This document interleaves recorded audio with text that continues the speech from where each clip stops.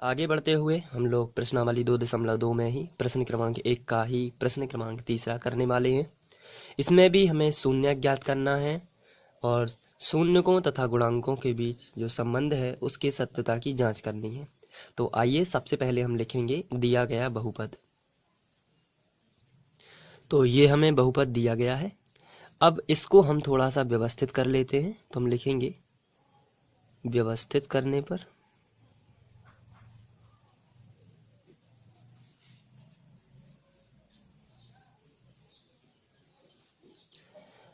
और हम इसको तरीके से लिख लेते हैं। सबसे पहले 2 की घात, फिर 1 की घात, फिर अचर राशि। ध्यान रखना है अंक हमेशा आखिरी में ही आपको लिखना है। तो ये अचर राशि सबसे आखिरी में लिखना है। यहाँ ये बीच में लिख के दी गई थी तो आपको ध्यान रखना है। इसको उठा के आपको इधर कर देना है और इसको यहाँ पर अब मैं आपको बताना चाहता हूँ कि यहाँ पर पक्षांतर नहीं हुआ है, केवल हम लोगों ने व्यवस्थित किया है। तो चिन्ह नहीं बदलेंगे। ये माइनस का 7x ही यहाँ पर रहेगा और ये माइनस का 3 ही यहाँ पर रहेगा। यहाँ पर कोई भी पक्षांतर नहीं हुआ है, केवल हम लोगों ने उनके स्थानों को इधर उधर कर दिया है ताकि ये क्वेश्चन पहले क्वेश्चनों जैसा बन जाए। इसके बाद हम लोगों को इनके गुणनखंड निकालना है, फिर उसके बाद शून्यक निकालना है। तो सबसे आखिरी वाली संख्या का गुणा आपको x वर्ग के गुणांक में करना है। तो यहाँ पर आप देख रहे हैं, यहाँ पर सबसे आखिरी में लिखा है 3। इस 3 का गुणा आप x वर्ग के गुणांक में करोगे, यानी कि 6 में करोगे। तो इसको आइए रफ में समझते हैं। तो यहाँ पर ये जो 3 लिखा है इसका गुणा सबसे पहले 6 में करेंगे तो आएगा 18। तो आपको ऐसी 2 संख्याएं खोजनी हैं जिनका गुणा 18 होता है। तो हम वैसी सभी संख्याएं लिखते हैं जिनका गुणा 18 होता है। तो सबसे पहले तो होता है 18 एकम 18, दूसरा होता है 9 दूनी 18। तो इन दोनों संख्याओं में 18 होता है। एक और होता है 6 तिया 18। तो इन 3 प्रकार की संख्याएं जो हैं, ये 2 संख्याएं, ये 2 संख्याएं और ये दोनों संख्याएं, इनका गुणा 18 होता है। लेकिन हम इन 3 जो हमारे पास 3 ग्रुप हैं, इनमें से हमें एक ग्रुप चाहिए। वो कौन सा होगा? तो वो कौन डिसाइड करेगा? बीच वाली संख्या। बीच वाली संख्या में -7 लिखा है। इसका मतलब है कि जो हम लोगों ने संख्याएं सिलेक्ट, जो भी हम संख्याएं सिलेक्ट करेंगे उसका अंतर -7 होना चाहिए। तो यहाँ पर यदि हम बात करें 18 और 1 की, तो इसमें तो 7 का अंतर नहीं है, तो ये वाली संख्या नहीं हो सकती। अगर हम बात करें 9 और 2 की, तो इनमें 7 का अंतर है। और 6 और 3 की बात करें तो इनमें 7 का अंतर नहीं है। तो ऊपर की और सबसे नीचे वाली संख्याओं की जो ग्रुप हैं, इनको हम अलग कर देते हैं। और 9 और 2 की बात अगर करें तो यहाँ पर माइनस का 9 कर देते हैं और प्लस के 2 कर देते हैं। तो यहाँ से हमें माइनस का 9 प्लस के 2 में यदि हम जोड़ घटाना करेंगे तो ये अंतर निकलेगा -7, और हमें -7 तो चाहिए ही है। तो यहाँ पर -7 हम लिखेंगे। इस तरीके से हमारी संख्याएं -9x और +2x हो जाएंगी, क्योंकि यही यहाँ पर आती हैं। तो इसके बाद हम लोग इन दोनों संख्याओं को यहाँ पर लिख लेते हैं और रफ पेज को हटा देते हैं। तो सबसे पहला जो लिखा है 6x वर्ग, ये हम ज्यों का त्यों लिखेंगे 6x वर्ग। इसके बाद -7x लिखा है जो, इसकी जगह पर हम लिखेंगे -9x + 2x। तो यहाँ पर हम लिखेंगे -9x और +2x।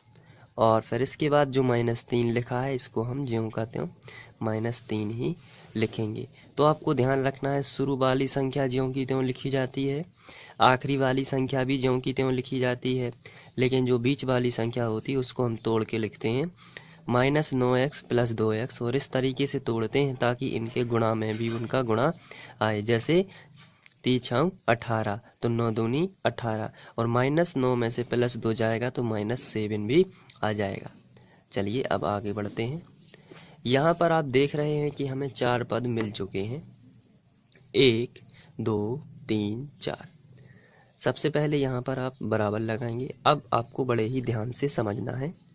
यहाँ पर आपके पास 4 पद हैं, तो आपको दो दो का जोड़ा बना लेना है। जैसे ये दो हैं पद और ये अलग दो पद हैं। अब आपको क्या करना, ये वाली लाइन मैंने आपको समझाने के लिए खींची हुई है, आपको एग्ज़ाम में इसे नहीं खींचना है, ये हमेशा आपको याद रखना है।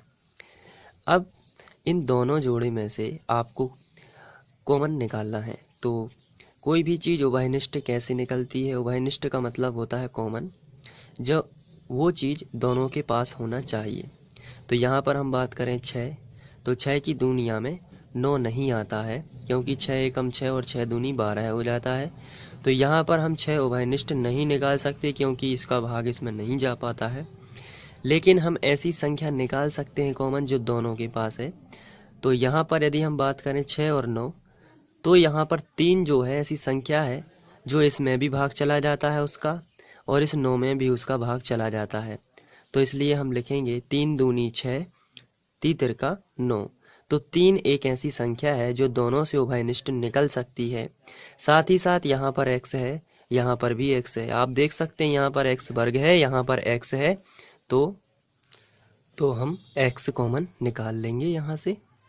तो यहाँ से हमने सबसे पहले, अब देखते हैं दोनों के पास क्या बचा। तो हमने ब्रैकेट लगाया और जो बचा है हम यहाँ ब्रैकेट के भीतर लिखेंगे। चलिए शुरू करते हैं।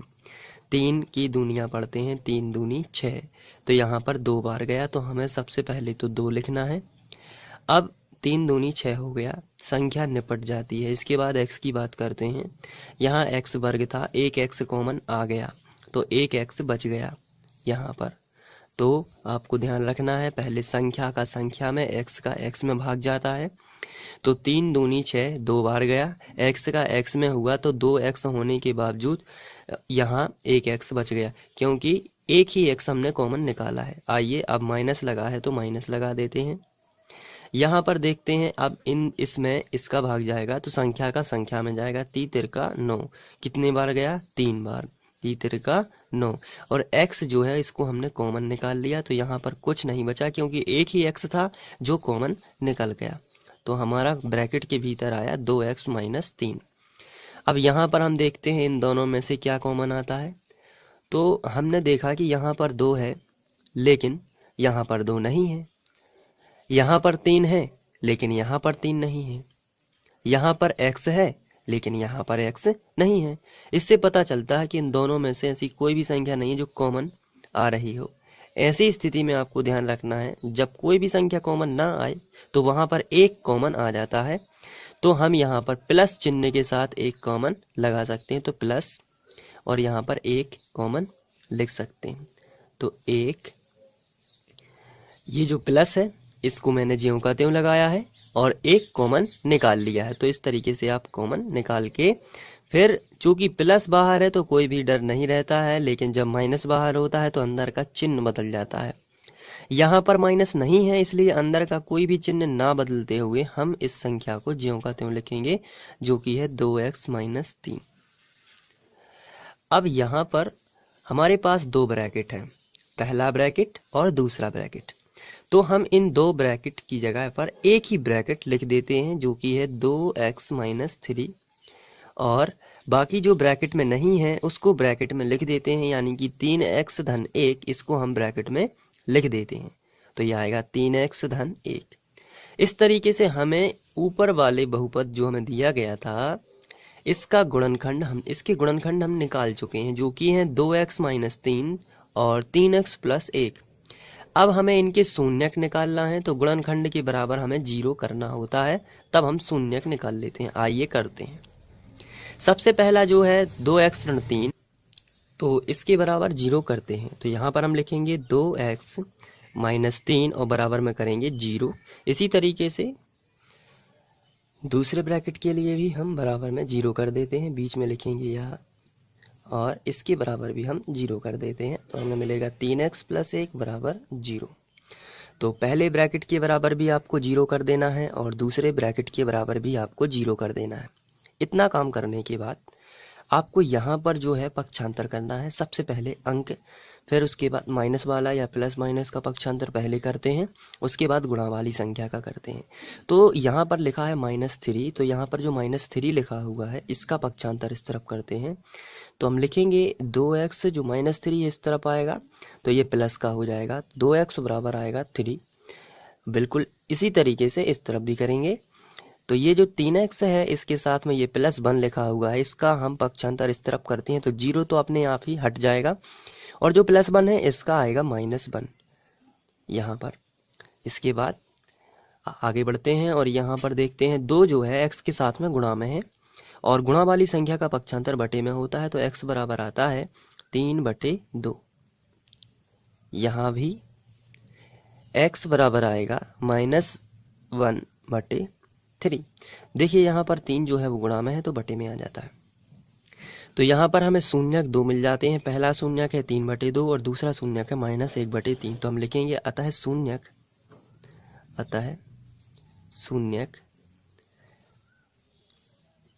3/2 एवं -1/3 है। अब हम इसकी जांच करेंगे, तो हम साइड हेडिंग डाल लेंगे जांच यहाँ पर, और जांच के लिए हमें फॉर्मूला याद होना चाहिए। इसके पहले मैं 2 क्वेश्चन करवा चुका हूँ, तो उनमें जो फॉर्मूले लगाए थे हमें वही रखना है। फॉर्मूले आप जल्दी से याद कर लेंगे। तो पहला फॉर्मूला होता है योगफल से संबंधित, जो कि होता है शून्यकों का योगफल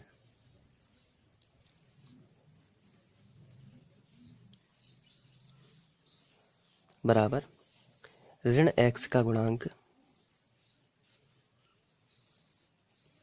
बटे x वर्ग का गुणांक। ये फॉर्मूला x, y, z के हिसाब से बदलता रहता है। जैसा हमें बहुपद दिया जाएगा वैसे ही हम इसको बदल सकते हैं। अगर हमारा बहुपद y में होता तो हम इसे लिखते -y का गुणांक बटे y वर्ग का गुणांक। इस तरीके से हम इसको बदलते रहते हैं। अब शून्यकों का योगफल जो है, हमारे शून्यक हैं 3/2 और ऋण 1/3। ये जो दोनों शून्यक हैं इसका हमें योगफल करना है। तो योगफल का मतलब होता है जोड़ना, तो हम यहाँ पर इनको जोड़ देते हैं। जैसे 3/2 प्लस कर देंगे और प्लस में साथ -1/3 को हम जोड़ेंगे, तो यहाँ पर 3/2 और -1/3 का योग हो गया। और इसको हम ज्यों का त्यों लिखेंगे -x का गुणांक बटे x वर्ग का गुणांक। इस तरीके से आपको लिखते जाना है। अब यहाँ पर हम देखते हैं तो प्लस माइनस का माइनस बनेगा, तो हमें मिलेगा 3/2 -1/3। प्लस और माइनस का माइनस कर दिया और इसको हम ज्यों का त्यों लिख देंगे -x का गुणांक बटे x वर्ग का गुणांक। आपको ध्यान से मैथ करते जाना है, तो आप आसानी से जो अपनी मैथमेटिक्स है उसको क्लियर कर लेंगे और कोई भी टेंशन आपको नहीं होगी यहाँ पर, अगर आप मेहनत करते हैं, क्योंकि आपके ऊपर ही सब कुछ है। चलिए अब यहाँ पर हम एलसीएम लेते हैं। तो 3/2 -1/3 हो गया है, तो यहाँ पर 3 और 2 का एलसीएम लेंगे। एलसीएम यानी लघुत्तम लेते हैं। तो इसको हम यहाँ पर इसका इतना हल हम लोग रफ में निकाल लेते हैं। तो हम लोग ये रफ पेपर का इस्तेमाल कर रहे हैं। यहाँ पर लिखा है 3/2 -1/3। तो यहाँ पर 2 और 3 का लघुत्तम निकाल लेते हैं। यहाँ से 2 और 3, जिन बच्चों पे लघुत्तम निकालते आ जाता है अच्छी बात है, लेकिन जिन पे नहीं आता है उनके लिए मैं बता देता हूँ। 2 एकम 2, 3 ज्यों का त्यों, फिर 3 एकम, पहले ये 1 ज्यों का त्यों और 3 एकम 3। तो जहाँ भाग जाता है वहाँ भाग दे देते हैं, और जहाँ नहीं जाता है उस संख्या को ज्यों का त्यों लिखने के बाद फिर उसी संख्या से दे देते। तो यहाँ पर हमें, और जो हमने जिन जिन संख्याओं से भाग दिया है उन्हें गुणा कर देते हैं। जैसे 2 तिया 6, तो यहाँ पर 3 और 2 का एलसीएम आया 6। अब 2 की दुनिया आपको ऐसी पढ़नी है कि 6 से ज़्यादा ना हो। तो 2 तिया 6 कितने बार गया? 3 बार गया। जितने बार भाग जाता है उतने का गुणा उसके ऊपर वाली संख्या में करते हैं। तो 3 तिरका 9, बहुत ही सिंपल है। फिर से देख लीजिए, 2 का गुणा करते हैं 6, 2 का भाग करते हैं 6 में, या 2 की दुनिया ऐसी पढ़ना है कि 6 से ज़्यादा ना हो। तो 2 तिया 6 कितने बार गया? 3 बार। 3 का गुणा उसके ऊपर वाली संख्या में करते हैं, तो 3 तिरका 9, माइनस लगा है तो माइनस। इसी तरीके से यहाँ भी वैसा ही करना है। 3 की दुनिया ऐसा पढ़िए कि 6 से ज़्यादा ना हो। 3 एकम 3, 3 दूनी 6, कितने बार गया? 2 बार गया। इस 2 का गुणा ऊपर वाली संख्या में करिए, 2 एकम 2, इसके ऊपर वाली संख्या में करना है तो 2 एकम 2। यहाँ पर हम बात करें तो 9 में से 2 चला जाएगा, तो यहाँ पर 7/6 आएगा आपका आंसर। तो हम यहाँ पर आकर डायरेक्ट में लिख सकते हैं 7/6 बराबर -x का गुणांक बटे x वर्ग का गुणांक, इस तरीके से लिख सकते हैं। अब आप यहाँ पर देखिए, इस माइनस को, चिन्ह अकेले को हम इस तरफ ले जा सकते हैं, तो यहाँ से हम चिन्ह को हटा देते हैं और यहाँ लगा सकते हैं। यहाँ से माइनस इधर प्लस नहीं होगा, क्योंकि हम इस चिन्ह को अकेला ही इस तरफ ले जा रहे हैं। यदि इसके साथ में कोई संख्या ले जाएं तो आपको ध्यान रखना है प्लस का माइनस, माइनस का प्लस हो जाता है। लेकिन अगर चिन्ह अकेला ही जाए तो यहाँ पर माइनस या प्लस उसी चिन्ह को लिखते हैं। अब यहाँ पर x का गुणांक शो हो रहा है या हमें दिखाई दे रहा है -7 और x वर्ग का गुणांक हमें दिखाई दे रहा है 6। तो हमारा क्वेश्चन जो था वो ये था 6x वर्ग -3 7x। अब यहाँ से हम कंपैरिजन कर लेते हैं। x का गुणांक -7, ये x है आपको दिख रहा है, और इसका गुणांक -7 बहुत ही सही है।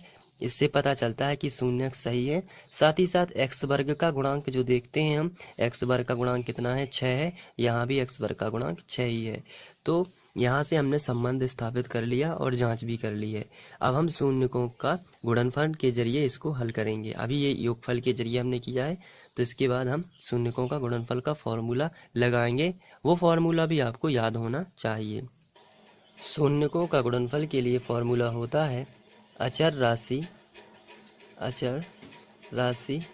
बटे x वर्ग का गुणांक। ये वाला फॉर्मूला होता है अचर राशि बटे x वर्ग का गुणांक। तो यहाँ पर शून्यकों का गुणनफल, हमारे शून्यक थे 3/2 और गुणनफल है चूंकि, तो हम बीच में गुणा लगाएंगे, और -1/3 ये हमारे 2 शून्यक थे। इसको हम ज्यों का त्यों लिखेंगे, अचर राशि बटे x वर्ग का गुणांक। अब यहाँ पर हम देखते हैं 3 ऊपर का गुणा करना है आपको और नीचे का गुणा करना है। 3 एकम 3, तो ये होगा, और चूंकि माइनस है तो ये ज्यों का त्यों 3 एकम 3 माइनस ज्यों का त्यों। यहाँ पर 3 दूनी 6 हो जाएगा बराबर अचर राशि बटे x वर्ग का गुणांक। अब यहाँ पर हम चेक कर लेते हैं अपने क्वेश्चन में। तो हमारा क्वेश्चन जो है वो इस तरीके का था, और यहाँ पर आप देख सकते हैं कि अचर राशि जो है वो कितनी दिखाई दे रही है, -3।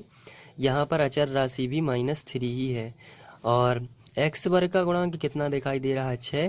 तो यहाँ पर x वर्ग का गुणांक 6 पहले से ही था। तो यहाँ से गुणांकों में सत्यता स्थापित होती है और संबंध भी होते हैं। तो आप इसको इसी तरीके से सॉल्व कर सकते हैं। आशा करता हूँ कि ये आपको फ़ायदेमंद रहेगा और इस तरीके से आप क्वेश्चन कर पाएंगे। Thank you.